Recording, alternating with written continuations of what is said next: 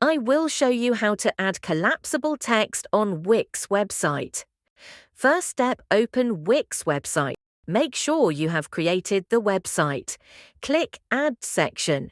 You can change the background first to make it more suitable to what you want. Then select Section on the left. Click Text.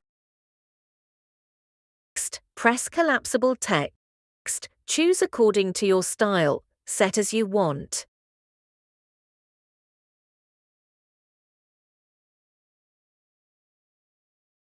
You can change text by pressing this.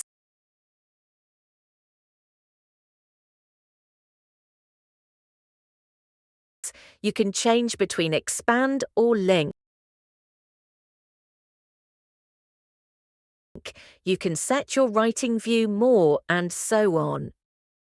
You can also change the font. Click this. Change the size and font type. You can explore it yourself if you have. You want to preview the writing. Click Preview and don't forget to publish it when you finish editing. Thanks for watching, and if you haven't subscribed yet, be sure hit subscribe button.